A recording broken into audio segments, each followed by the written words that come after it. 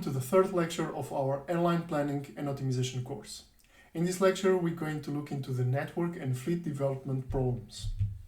We're going to look into different network structures and to consider both the network planning and the fleet planning problem, and use mixed integer linear programming models to address both of these problems. We're going to divide the lecture in two parts. The first part, we're going to discuss the factors that influence the network and fleet decisions, while in the second part, we're going to look more into the modeling approach to address both problems. Let's start with the network development decisions. The traditional problem involves the selection of routes to be flown with our fleet. However, in some circumstances, the problem can be inverted, and decisions about the aircraft that we have to buy to operate the routes that we want to have in our network. These problems are necessarily related, since the identification of a profitable route to add to our network depends on the consideration of our fleet composition and the potential addition of new aircraft. So ideally, these two strategic decisions should be integrated and solved at the same time, as we're going to see in our lectures. There are multiple factors influencing the network decisions. The main ones are, of course, economical factors, including the demand, so if there is demand or not there for that route, the existence of competition in that same market, the investments needed to have the entire set of resources needed to operate the route in our network. But also technical decisions, they also play an important role, like the characteristics of an aircraft in our fleet. So we cannot, for instance, fly from Amsterdam to São Paulo if we only have A320 aircraft in our fleet. Or airport requirements, we cannot fly, for instance, Boeing 777 or Airbus 380 to airports with short runways or without gates prepared to receive such large aircraft. Other factors, despite these two, include, for instance, the right to use an airport slot in the case we operate to an airport which has its capacity allocated to flights according to slots. Other factors are regulations or air service agreements. Hub and spoke airlines are airlines that concentrate their operations around one or a limited number of major airports.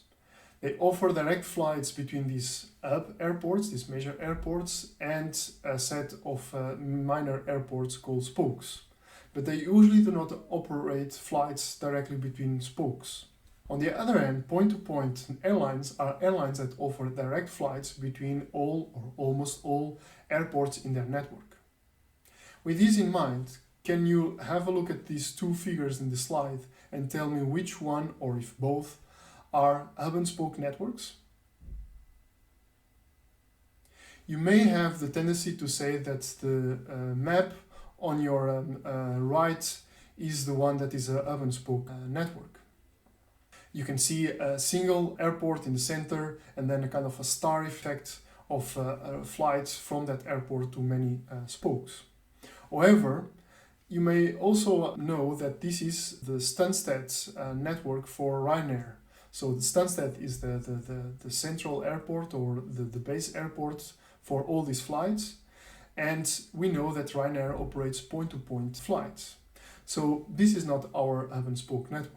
The hub and spoke network is one that is presented to you in your left-hand side. And this is the network from Delta, the national network from Delta. And Delta operates from many hubs, including Salt Lake City, Detroit, Atlanta, Boston. It's an intricate network, so with many connections, so it may look that it's just kind of a random network with a connection from all to all. But in the end, the aspect that differentiates these two networks and makes the one on your left as being the hub and spoke is the service that they provide to passengers. So it's not so much about the topology, but the service that they provide. So Delta offers tickets to passengers that include multiple flights in that same itinerary, with connections in the hubs. While Ryanair and point-to-point airlines, they only sell single flight tickets. Okay, but why do hub and spoke airlines operate under such a type of network and service? Well, let's see the example here that I stole from Bello Baba's book. An airline which has 20 nodes on the west side of the country has a central hub, Hub 1, and has 20 other airports on the west side of the country. There are 20 flights arriving from the west side to the hub, and then 20 departing from the hub to the west side. So if you look into these, each flight coming from the west side will connect with 21 OD markets, the hub plus the 20 airports on the east side of the country. So we can serve 440 OD markets with just 40 flights and 20 aircraft. And that's a big benefit of hub-and-spoke networks. If we would like to serve all these markets with a point-to-point network, we'll have to have 440 flight legs in our network and hundreds of aircraft in our fleet.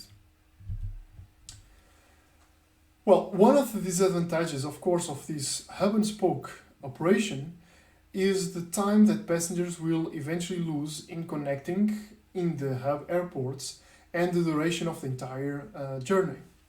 So to avoid these, what hub-and-spoke airlines try to do is to organize their schedule around connection banks at the hub airports. Passenger and baggage are moved between connecting flights within these connection banks. And the connection banks are composed by an inbound wave and an outbound wave. So large aircraft, long-haul flights, arrive earlier and depart late to have enough time for their turnaround process.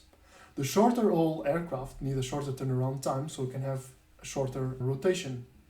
Most commonly, what we see is that air passengers that come in the inbound long-haul flights will connect to short-haul outbound flights and vice versa, allowing a short connection times for passengers. If everything is well coordinated, hub-and-spoke operations can provide high-frequency services with very short connection times, at least for high-demand OD markets. However, it may also lead to congestions at the hub airport and high risk of delays during the banks, as well as an unbalanced usage of the resources throughout the day. In particular, we can observe low utilization of our aircraft because aircraft may have to wait for the best flight times to match the connection banks. So some airlines have debanked their operations in their major hubs. That means they have removed these strict connection banks and have moved towards what we call a rolling hub. Flight arrivals and departures are spread through the day. This rolling hub approach is only suitable for highly served markets in which the inconvenience for connecting passengers does not outweigh the cost benefit of a debanked operation. The higher aircraft utilization and the consequent reduction on the cost per ASK are some of the reasons why low-cost carriers operate point-to-point networks. There are other reasons. For instance, they don't want to sell multi-flight itineraries. Each flight leg is an independent air service in the network, and therefore they do not have connection costs or itinerary disruption costs if there is a disruption in the itinerary. They also follow some strategies to make it possible to them to explore the revenue of non-stop flights between airports that in most of the cases do not have such a high demand. For instance, they densify the market by investing on high-frequency service, much more convenient than the ones offered by hub-and-spoke carriers. And they decrease their trip fares such that they can attract more demand and justify their direct flights.